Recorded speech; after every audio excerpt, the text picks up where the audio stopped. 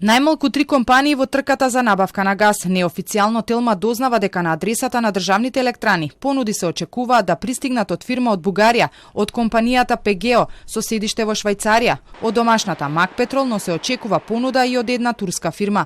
Од ЕСМ ниту ги потврдуваат, ниту ги демантираат овие информации. Само велат дека откако ќе се комплетираат документите и кога истите ќе се разгледаат, ќе соопштат во јавноста колку фирми пројавиле интерес. Оттаму велат дека е можно да пристигнат и повеќе од 3 понуди.